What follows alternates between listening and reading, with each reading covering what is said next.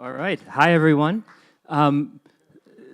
This is like a catwalk right here. Okay, great. Well, so I'm really excited to have all of you here. Thank you for joining. We have Abron. You can feel like everyone just takes a bow as they come in.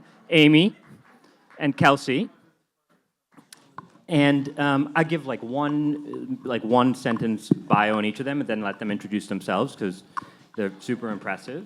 So Abron is a tech innovator and an OpenAI community ambassador who founded Create Lab Ventures, and he's the creator of Clara, which is the first autonomous Afro-Latina bilingual AI character. And he is and he is focused on AI for good, thank God, and bringing technology and culture to young people of color and people who are often consumers of tech but not always incorporated into the core creative part that then affects them so deeply. Amy founded Manifest, which is a wonderful app that is designed to bring Gen Z mental health. And she can tell you more about it, but I can just say I find it very helpful. You talk to it, and then it gives you guided meditations and reflections tailored to what you put in, what you say. And Kelsey is the founder of Mother Games, which is trying to create transformative experiences through play. And they have a debut game called Les Zoo, which she'll tell you about. But they leverage AI a lot in building the non-player characters in this world that people interact with. So I think what I would do first is actually just ask you guys to add anything I might have missed. And then maybe as you do that, just mention how AI is allowing you to, how you're co-creating with AI or how your users are co-creating with AI and how that's different maybe than what came before and what it's unlocking. Absolutely. Thank you, and glad to be here. Great event.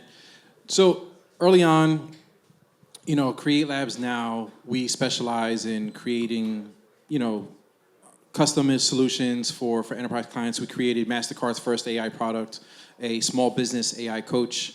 We did the first AI art magazine cover in history for a business magazine, for Entrepreneur Magazine. So we've been there for early pivotal moments in introducing AI as a player and as a factor in generating this content. But before that, in the early days, this is 4 years before ChatGPT, OpenAI was like a group of like 100, 200 researchers and engineers. And there was no one really handling DevRel or customer support or tech support. And we all got tapped on the shoulder. It was like 5 of us, 6 of us, to do all that for everyone at scale, pre-ChatGPT. They're like, look, you're going to sign a bunch of NDAs, test all the models. We're going to give you this thing that we're calling chat. Let us know what you think. Give you this thing called Codex. It might write code. Let us know what you think. DALL-E 1. And we were all the nerds kind of playing around with it before things kind of blew up.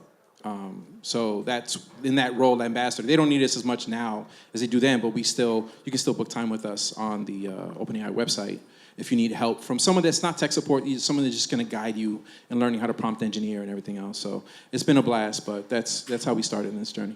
Interesting. And in those early days, did you have the kind of sinking feeling that some people have when they come to AI for the first time and think, oh my God, it can do what I can do. Who am I? Yes, there were some people in the room that I was like, dude, it's coming. And they were like, yeah, whatever. 3 years later, here we are. Okay, got it. Great. Well, we'll come back to that. Amy. Hi, everyone. I'm Amy. I'm the founder of Manifest.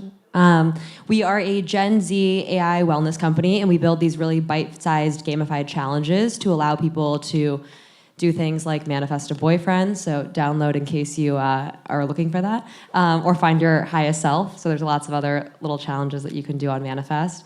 My quick background before Manifest was I was an investor at a fund called Iconic Growth. Worked with companies like Zoom, Truckstop, Benchling when I was at Iconic. And then I left and I co-founded an NBA NFT company with the Rivers and Curry families, in case anyone here watches basketball. And now I'm working on Manifest. In Manifest, at least especially to the question around how did AI get involved, really, I was going through my own wellness journey, as I think a lot of people in their 20s go through, where you're really trying to find yourself and figure out who you are. And I saw this opportunity for AI to create these really hyper-personalized situations. And in our case, like, we have a ton of people where, maybe they're going through a breakup and they're experiencing a hurricane at their house, and they'll be like, there is no one else in the world that ever would have sent me this notification other than Manifest, because only Manifest could have understood this moment in my life. And we had this kind of aha moment of like, how do we go and create that experience for everyone? How do we make you feel the most seen and the most heard that you ever had, and kind of deliver that human empathy for a generation that has kind of been struggling with wellness, mental health, and kind of a lot of anxiety and stress? Hi, my name's Kelsey, and I'm one of the co-founders of Mother. Mother is a consumer technology company, and our first offering is a game called Lazoo. And the way that we started working with AI was really around how can we create a reality that is reflective to a gamer or to a user. One of the beautiful things, or one of the reasons why we started with a game, is because games are 20 times more efficient at programming a new habit into the brain. And part of that is because it's simply training a neural network, right? Like, our brain is a neural network. And through this reinforcement learning and reinforcement training, that experience of playing a game enables us to very rapidly create cycles within our mind that would allow us to adopt a new way of seeing the world. And we thought, okay, how could AI be used as a path to reflect to a player within a virtual world? Hey, these are attributes about yourself. This is the type of player that you are. You are 25% more generous than other people in your friends. These are the types of things that we wanted to be able to reflect to someone, that as they progress through a world, understanding the role that they're playing, taking the concept of like an RPG game or a role play game to a totally different level. If you had taken Sims, many of you probably are familiar with Sims, and applied a reflective AI layer that's actually communicating with you about what type of person you are in a virtual society, that's really what Lazoo enables as a first offering. And then separately, once we started doing that, we were like, wait a second, we're just analyzing player data, and that's the only thing we're using to reflect back to a player. But why not use more than that? Why not allow someone to have an entire view of their identity? And I think we're seeing those trends happen right now when somebody, especially with long-term memory being introduced with ChatGPT and a lot of other different LLMs, we're seeing a reality where people are asking, hey, roast me. Hey, what are some of my toxic patterns? Hey, if you had to tell me aspects of my personality, what would it be? And that's using only a minute sliver of the total data landscape that we are creating every single day as humans. We literally have a walking sensor device attached to our bodies at all times, and none of that information is being used for our human benefit. And so we started to think a little bit deeper beyond gaming. If we were really to create an experience for users, for consumers, where AI is the interface between themselves and their data fingerprint, what would that look like? And so we're also building another consumer application that is specifically designed to surface patterns to yourself about yourself. And we're focused on these experiences with the intention of creating a transformative reality where humans are more aware of themselves and more aware of how they show up, not only in digital landscapes, but also just by living their everyday life and leaving this massive data trail behind them. It's fascinating, and it makes you think about how what creation means is changing. And when you know, because I think about the journey of self-discovery now, and I think, well, it's painful. I talk to people, they disappoint me. There's loss, there's longing, it's struggle. And what you're both describing, well, all of you, but certainly you two with the programs, is creating an efficiency to the process, leveraging vast troves of data. And I guess I have two questions that kind of cut right at a certain part of that. One is, you know, in the mental health crisis, for example, social media caused a lot of the harm. Why should we trust tech to get us out of this? And the second question is our society structured in a way to let us trust tech? By which I mean, a profit motive, a large, economic engine. And I ask that because I think all of you are doing very good work and fighting for these things, but I wonder how you see the landscape that you're operating in, and what it means to create in this world with these tools, and how that's different than maybe what came before. I can go first on this one.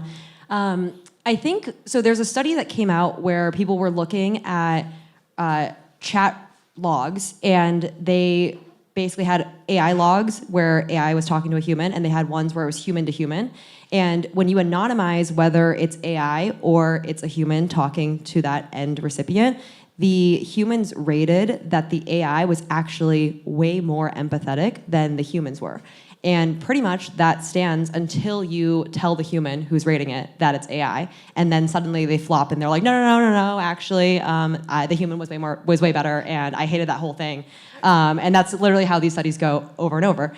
And there's a couple of reasons for this, which, Kelsey brings up this point about memory. Like, humans do not have infinite recall. We are humans, and we have narcissistic tendencies, and so when someone tells me something, I'm more likely to be like, oh, well, let me tell you about my breakup instead of listening to yours. This is like the classic human heuristic, versus an AI might actually just sit and listen to you and empathize with you and remember all of the tidbits of what you've said in the past. And so I think in many ways, AI is extremely powerful. And then the second point I'll make on this too is, at least in our demographic, we have a lot of people who are kind of 18 to 35, and a lot of people who are very cell phone, computer native. It is an astronomical leap to tell someone who is sitting on Discord for 12 hours a day to go outside.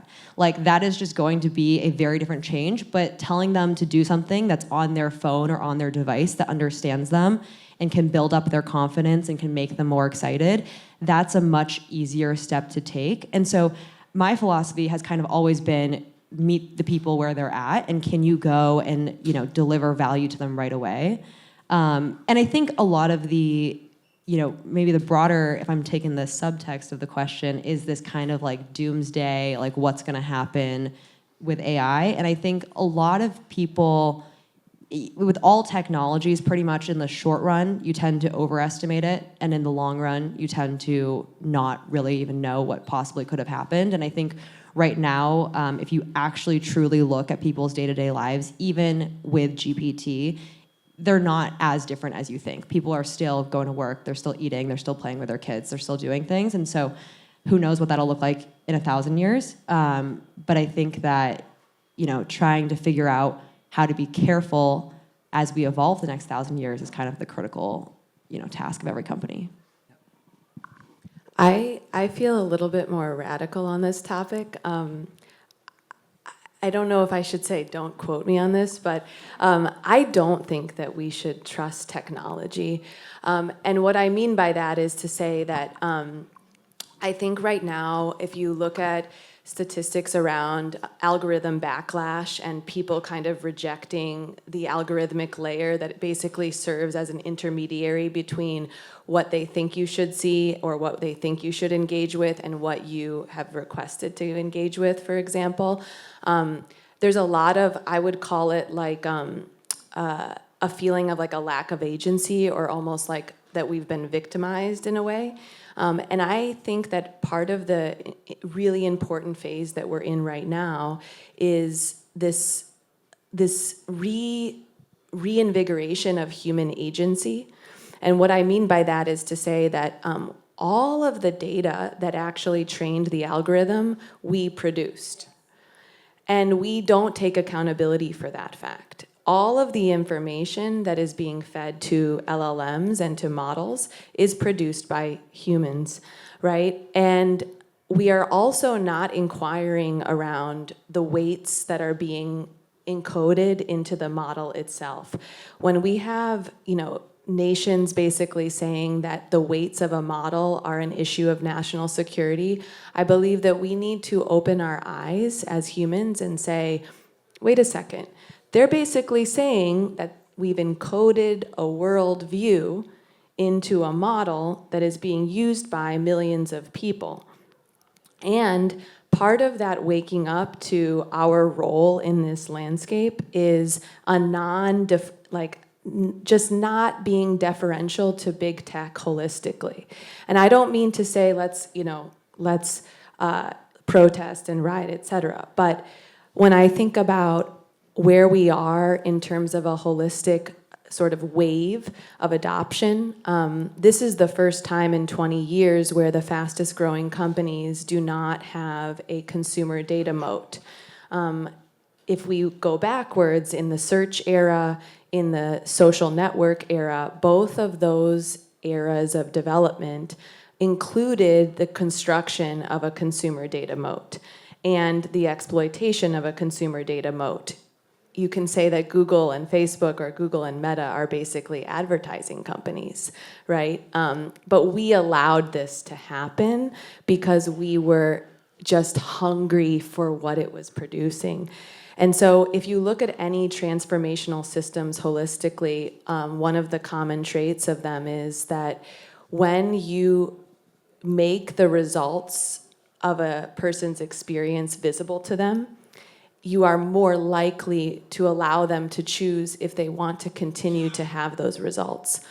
And I think that part of why we went into the various tools, because I also believe with Amy that we need to meet people where they're at. Let's show people the results of their own behavior in a very fun and playful way. Like, it doesn't need to be this therapized process. But we do need to wake up to, hey, we are creating this world that we're living in, and this is not just technology overtaking. It's only responding to the input that we're giving it. And so for me, I think that that's my answer to, should we trust big tech? I think that we should, or should we trust tech? My statement is like, we need to tap into trusting ourselves and knowing ourselves and understanding the role we're playing. And I also think that we have to question consistently around access, around distribution of weights, distribution of viewpoints, and why are we encoding a dominant narrative that we have perpetuated for however long into the next phase of humanity. On that point of moats, and I want to turn to you, is your point there that this is different, AI is different because it doesn't carry those moats, there are different models that are coming up, and so we have reason to be optimistic that the tech can be deployed by people in a more pro-human way rather than extractive? Yes, and I think that you're seeing the rise of protocol frameworks that would allow for interoperability between the underlying training data set, the underlying weight distribution, and that you should be able to dictate what is being surfaced within a particular model and be able to move between models fluidly and cleanly without always applying the prescribed view. And I think that's where things can go, yes. Yeah, interesting.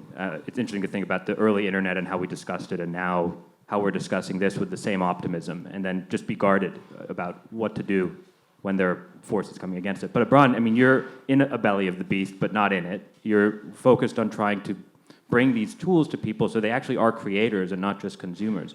I mean, speak about whatever you want, but I was curious how you go about your work, actually, in a way that brings people along with you. I mean, giving it access to data is how you get the true power out of it. So we can't fear that. But also at the same time, these foundational LLMs that are coming out, we're going to get to a point where it's like, are you going to watch CNN or Fox News? Because they're all kind of going to have their implicit biases in the data sets, where Grok 3 is intentionally training out DEI and trans out of their model. So when people use that, they need to be informed that this is how this is skewed. DeepSeek, when you use the Chinese model, people are saying that it's skewed to censor certain content that it won't reveal. So then Perplexity comes out with the US version of DeepSeek that says that they've removed those filters and those censors. But we tell our people, don't rely on just the out-the-box, one-size-fits-all use of language models and ChatGPTs. we build to specific use cases. So in education, of all the neurodivergent students that are out there, when we go to a district, we say, listen, you have a ton of data on 504s and IEPs and accommodations that the neurodivergent students need in your school. Give us that data so that way we can train a curriculum specified exactly per student, not per grade level, per student, including their accommodations that revealed in the 504 or the IEPs. We're building a therapeutic chatbot with a hospital for postpartum women, where that data is in the chatbot conversation, similar to the kind of conversations you might have in like Manifest or in what Kelsey's laying out, is also screening for signs of depression and harmful triggers, a list of trigger words, and we do that with a social worker. The social worker is building this with us because she is only one person and can't 24/7 be there to have these conversations with all of her patients. So we're building the chatbot of her at scale to work around the clock, and if something gets triggered in those conversations late at night when she's complaining about not being able to sleep, and then the AI can look at the Edinburgh survey that they took before they used the thing and say, okay, well, that's related to this symptom or this indication, trigger this and escalate this up to Melissa, who's a social worker. So we're calling this like the Melissa AI. And the same thing with the small business that we did for MasterCard. We invited small business directors, SBDC directors, SBA directors, and we're like, when someone walks into your office and they want to start a business, a food truck, how do you guide them? And they say, well, I'm like, all right, hold that thought. We're going to teach the AI through system instructions what you do so that it can emulate you, right? So we build to custom use cases, and that's the true power of this stuff, is that if you just use it out the box, you're getting a one-size-fits-all generic answer skewed to a database that you don't even know who created it. And when I travel, so I just got back from Qatar, I'm going to Milan to do their AI week, and I use the same cliche line every time I go out there. Why would you trust a bunch of kids in Silicon Valley to build a model that represents Milan? Just go and build your own, right? Build your own, set your own weights, use an open source model. You know your culture better than anyone. Why are you just sitting back and then complaining like, oh, we're not represented in ChatGPT? Bullshit, just go make your own. And now with these open source models, you can. Fascinating. How do you think about what it is to create as a human being? Like, what is the creative process now? When certain things that before we would say, oh, the creative process is skill and apprenticeship. You learn to paint, and then you become a painter. There's these old things, but now the output is so instant that it's harder to identify where creativity lives. And one thing that strikes me about what all of you are saying is all this AI has the capacity to give us a really kind of profound self-awareness. The kind of awareness of us that Meta has had for years and manipulated, we could actually have for ourselves. How powerful could that be? How thrilling can that be?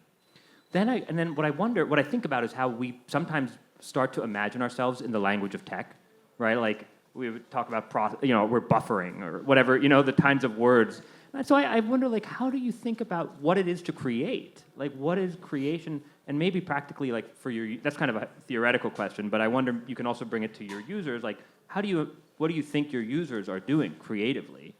And how do you do that? How do you nurture that in your context too? So, open question for any of you. I mean, I'll give a 30-second one that I give because I come from the hip-hop world. I started in the hip-hop industry, migrated to education and then into tech. And I saw this with Serato, right? And we saw this with sampling, right? The hip-hop community cannot complain about AI taking data because we grew this into a $1 trillion industry off of sampling, right? And then there were purist DJs who were still carrying their crates into a venue, and there were some that were just walking in with a laptop, right? And the guys who were throwing out their backs with the crates, you saw the guy with the laptop, they're like, oh, damn, that looks so much easier. But I'm still a DJ, right? If I come in with a laptop, and they just had to transition, right? And then there's Timbaland and Pharrell's who mastered like the ASR-10 and the MPC. We still acknowledge their artistry. There's gonna be a Pharrell or a Timbaland of Suno or Udio. And so it's just a new toolkit that's progressing, that's evolving with the times with AI. I was just gonna say, I think about it in terms of like cycle time and number of cycles. And, statistically, when you have more cycles of iteration, you are getting to some result in a way faster or potentially that has a more thorough outcome than, for example, if you've had one cycle. That doesn't mean to say that you don't get lucky on occasion with your creative genius. It's just to say that statistically speaking, creative outcomes that have more cycles of iteration embedded within them typically perform better on whatever heuristic you're using to measure performance, right? And so I think that as it relates to creativity, getting those cycles in, whether it's, okay, cool, we're doing character development. Okay, cool, we're doing storyline development. Okay, we're trying to figure out what is another way to look at this information. What's another facet? What's another angle? What's another skillful method? These are the ways in which I think working with AI as a co-creator is, enabling expedited cycle times that still require the human discernment as a result of that cycle time, right? You still have to react to the outcome or the output or what was generated. You still have to decide what to do next. And I think that's true even in the case where you're working with a reasoning model that is, self-prioritizing tasks. So that's kind of how I think about co-creation with AI. I love this answer because I think even in any aspect of entrepreneurship, just the higher N is always better because you just get to try more. On this question, the one thing I've been thinking a lot about is that for all of history, humans have historically, on our measure, been the smartest person in the room, and we may reach a future soon where we are not the smartest person in the room, and something else will have more knowledge than us. It probably already does, to be honest. And so what does that world look like? And in that world, my answer is kind of, I think the questions that you ask become some of the most important things, and less about the actual answer themselves, but how are you asking those questions? And we think a lot about that with our users, which is like, how are we phrasing things? How are we introducing these concepts to them? And like, not even just the question that shows up to them, but also on our end on like, what are the prompts that we are saying and what information are we feeding it? And I think that dynamic shift of us not being the ones that hold all the information to being the ones that are more of the prompters and question askers is an interesting dynamic that AI is unlocking. It's fascinating. So it's, bring your kid to work day. I know 3 of your children are here. Your company's mother, founded in part because you became a mother. Congratulations. My question is, you both raised this really interesting thing about discernment, about iteration and discernment, and creativity living in that discernment. And I sometimes feel very fortunate, like I've lived a bunch of decades where I could develop discernment by like learning how to write and spending a lot of time writing and agonizing over an essay, or et cetera, et cetera, et cetera. And I wonder, like, how are we going to nurture discernment or judgment, right, in the future generations, in young people? How do you think of that as a parent? How do you think of that as an entrepreneur? This is the calculator moment for language and for text. And back in the 60s, they protested using calculators in schools. They had the same moment around calculators, and they made a discernment. They were like, there's a time and place when to use a calculator. There's a time and place not to use it because I want you to do something to develop the muscle memory. And sometimes there's a problem bigger than that calculator that I want you to solve. And you could throw every tool at it because you're solving something bigger than the output. And I inform educators to take that same approach when it comes to using ChatGPT in the classroom, or when a kid is like, I'm really stuck on this problem, can I use ChatGPT for this one problem? And I'm like, sure, because I know you've learned the concept already, and for this one problem, it's fine. And sometimes, hey, solve climate change. Use every deep research tool to try and find a solution to climate change. I'm not gonna get mad that you didn't think of it yourself, and you're using these AI tools to help you get there faster, I think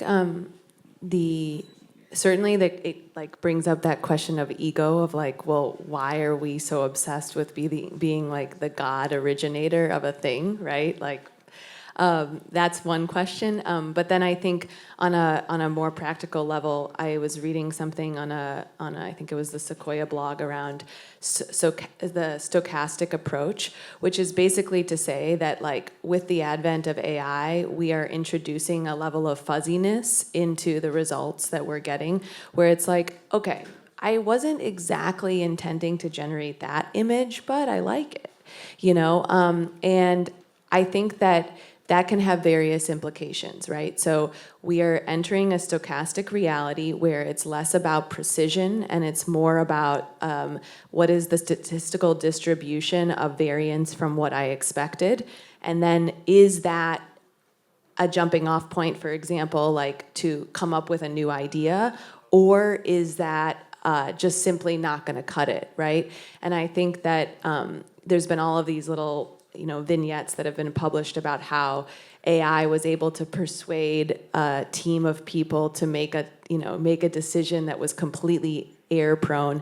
And I think that in the educational space, you still have to check your work. You still have to validate whether or not you understand the process and you agree with the process. And I think that I don't know the answer to what discernment will look like, but I certainly believe that getting super skilled at asking the question, like Amy said, and deciding, is this stochastic output aligned enough with the intention of what I was trying to yield? Yeah. Amazing. Well, you are three incredibly inspiring people. I don't think of myself as a doomer, but if I were, I'd be very heartened by the work you're doing and the thought you're giving it. And so thank you all so very much. Let's give a round of, Thank you. Thank you. Thank you. and then I think we just show ourselves off.